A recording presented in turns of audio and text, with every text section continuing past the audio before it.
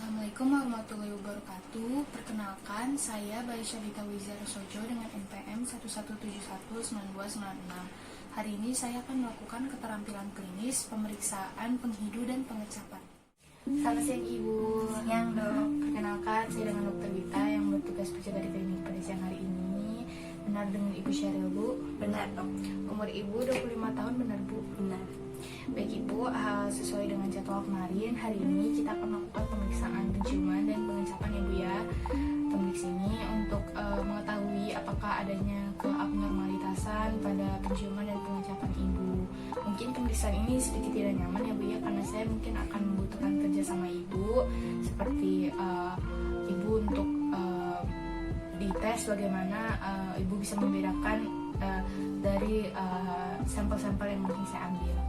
Ya Bu ya. Iya dok. Dari sini apakah Ibu bersedia Bu untuk melakukan pemeriksaan?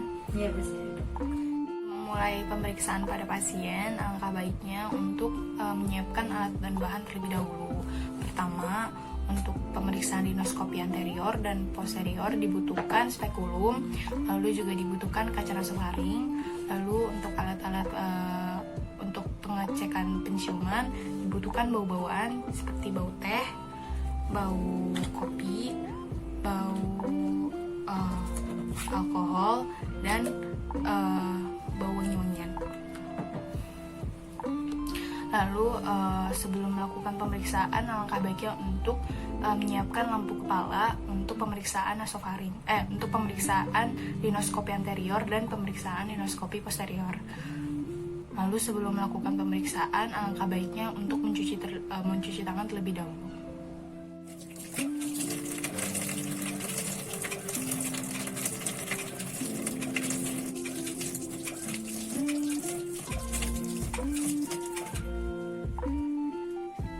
Selanjutnya melakukan pemeriksaan hidung bagian luar. Pemeriksaan ini terdiri dari inspeksi maupun palpasi pada hidung bagian luar pasien. Dari hasil pemeriksaan inspeksi tidak ditemukannya lesi maupun deformitas, lalu juga tidak ditemukannya hiper maupun hipopigmentasi. Lalu selanjutnya melakukan pemeriksaan palpasi. Baik Ibu, saya akan melakukan pemeriksaan pada bagian hidung Ibu dengan meraba ya Bu ya. Nanti jika ada rasa nyeri Ibu bisa bilang ya Bu ya. Iya dok. Pertama, pemeriksaan bagian frontalis, lalu bagian maxillaris, lalu pemeriksaan sinus.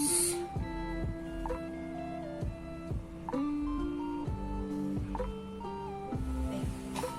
Dari hasil pemeriksaan palpasi tidak ditemukannya lesi maupun nyeri tekan pada pasien, dan pemeriksaan hidung bagian luar dalam batas normal. Selanjutnya melakukan pemeriksaan rinoskopi anterior pada hidung pasien. Pemeriksaan ini membutuhkannya spekulum hidung untuk melihat bagian anterior pada hidung pasien.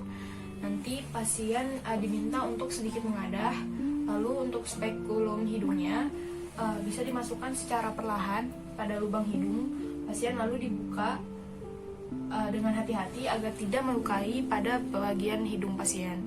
Pemeriksaan ini dilakukan untuk setiap lubang hidung yang ada. Lalu pemeriksaan ini untuk mengecek bagian vestibulum, kongka anterior, lalu meatus nasi anterior dan medius, dan juga dilihat apakah adanya polip, benda asing maupun sekret yang ada pada hidung.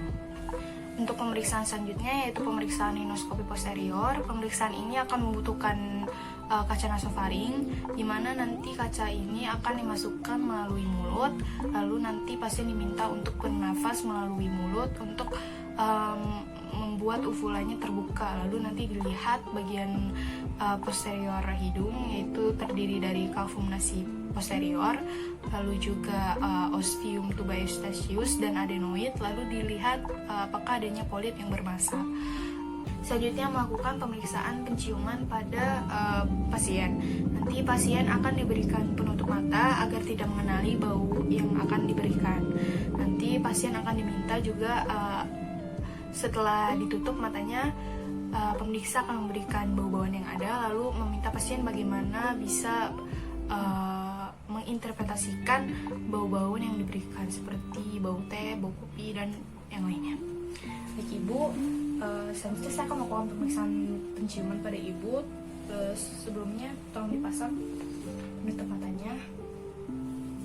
Nanti saya akan memberikan bau-bauan. Tolong ibu dijawab ya bu ya, kalau misalnya tercium bau apa gitu bu, seperti mungkin bau teh, bau kopi dan sebagainya bu ya. Iya dok. Saya mulai ya bu. Iya. Bau kopi dok.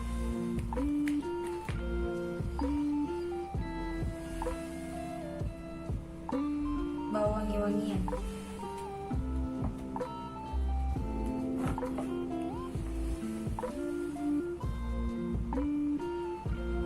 Bau teh.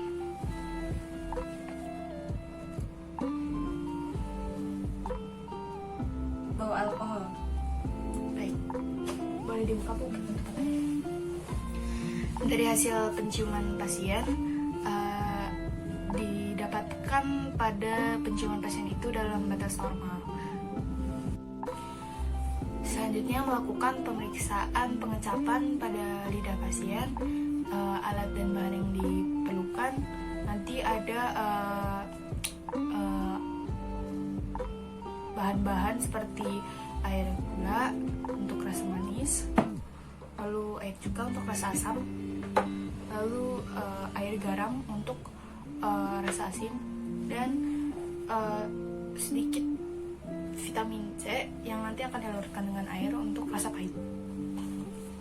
Nanti pasien akan diminta untuk menjulurkan lidahnya, lalu diberikan larutan yang ada untuk dikenali apakah rasa yang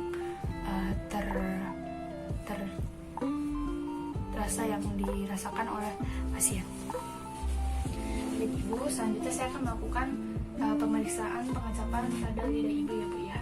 Tolong bisa sedikit mulutnya dibuka lalu lidahnya dijulurkan bu ya. Nanti jika saya tempelkan suatu rasa ya menggunakan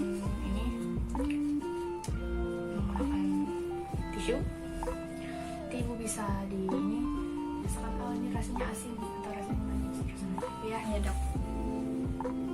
Saya coba ya bu ya, coba tolong dibuka mulutnya. Kita mulai ya bu ya.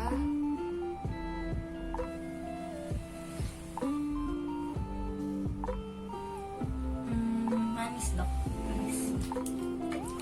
Baik ibu, silakan berkumur-kumur dulu untuk pemeriksaan selanjutnya.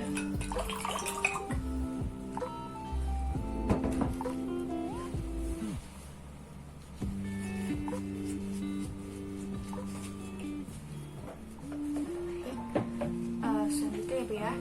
Ya. Tolong dijulurkan lidahnya lagi bu.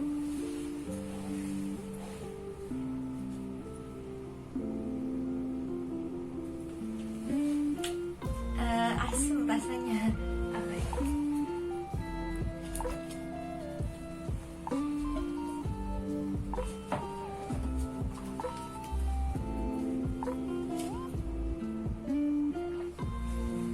Julukan lagi bu lidahnya.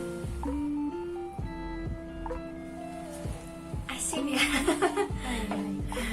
Oke bentar.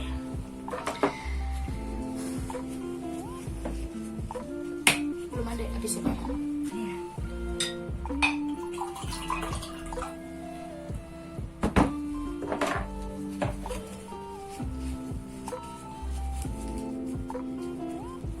Selanjutnya tolong di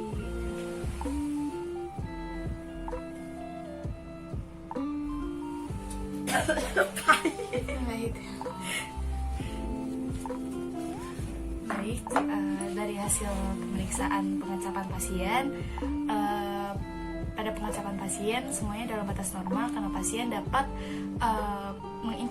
menginterpretasikan rasa-rasa kurang dari 2 menit atau selebihnya dari 5 detik. Jadi semuanya dalam batas normal. Baik ibu, dari hasil pemeriksaan penciuman dan pengecapan semuanya dalam batas normal ya bu ya. Nanti dari hasil ini akan saya masukkan ke dalam rekam medis ibu. Sebelumnya apakah ada pertanyaan bu? Nggak ada dok. Baik ibu, terima kasih banyak ya bu ya. Terima kasih dok.